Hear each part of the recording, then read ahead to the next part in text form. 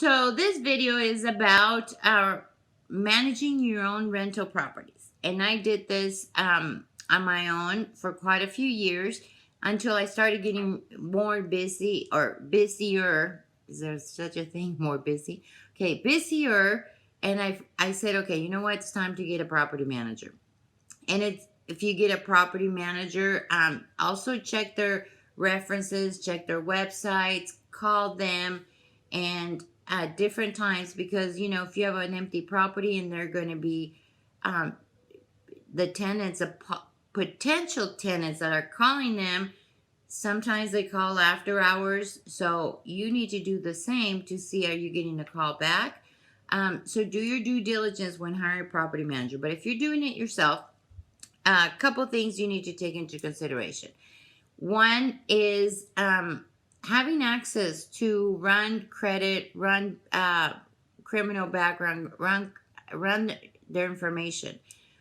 So in the credit, I always check what's happened in the last year, right? Oops, I did something wacky. What's happened in the last year? Are they late? Maybe they were late at the beginning of the year and now they're up to date. And I just ask them what happened because we all know life happens. Life happens to all of us, and same with tenants, right? So just ask him if it makes sense. It makes sense. I literally had somebody say, "Well, I bought a new car, and I had to make my car payment." What's more important, car payment or a roof over your head? So you get to learn a lot. So I would ask about the credit. If there's any evictions, I do not rent to anyone that has had evictions in the last 5 years. If it's over 5 years, then I'm okay. Now, there has been twice where I have rented to them.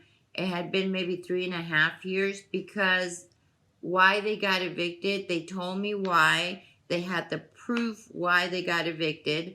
So I did rent to them, but I did get a higher deposit because they're higher risk, right? So it's up to you what your comfort level is, but just if there's an eviction there, find out, okay, what happened here? If they lost their job or whatnot, have they been up to date? That is your call on it. But I pretty much anything that I get, I need to see proof. If I just can't take somebody's word for me to do it. And you want to get tenants, longer term tenants. So do you check on that. Next thing you do is check their references, and I mean landlords. So I ask them for their current landlords, and I ask for the previous landlords. If they're a bad tenant, their current landlord might say, "Oh yeah, they're great," because they don't want them, right? But the previous landlord, they're going to tell you the truth.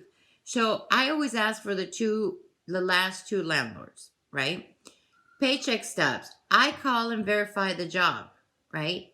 Now, some jobs will say you need to fill out this form and blah, blah, blah. So it's very simple. What I do is I call and I say, "Hey, can I speak to John Smith?" And if they say, "John Smith who?" Well, that means to me they're not working there, right? So then you might have to go to that extra step to do if they have to go to their corporate office and whatnot. If they say, "Oh, he's on the field, can I take a message?" or they're on the other line, then obviously they're working there, right? So that's one of the ways to doing it, so you don't have to go through like the whole corporate because that takes a little bit longer. So I'll call their jobs, and they need to make 3 times the rent. So if the rent, this is kind of crucial because a lot of the times you might really, really like a person, but 3 times the rent is pretty basic for me. I have done it before in the past where they're only making 2 and they have maybe some compensating factors, but realistically for me, it has never worked out. So I really, really stick to making 3 times the rent. Now, I have people that are self-employed or they might be a caregiver, but private caregiver and they get paid cash. Well, we can't prove that. The only way I'll take it is if they put their money in the bank account. So then, okay, show me the last 2 months, 3 months of bank statements. And then you see the income that's coming in, right? But if they tell you, what if I don't have a bank account? There's really no way of proving it. And you have to think, if you put them in there, yes, you got the first month in deposit, but what happens the next month after that, right? If they don't make the money that they tell you, now you're going to go through, you have to evict them, and minimum is going to take 3 months to evict them. So now you got first month in deposit, and now you have 3 months that you're not making any money. So I am pretty strict, and it's universal to single families and apartments, multifamilies. Multifamilies, I will tell you this: what you do for one person, you have to do it for all. I made the mistake of waiving the late fee for one person, and then they go and tell everybody else in the complex.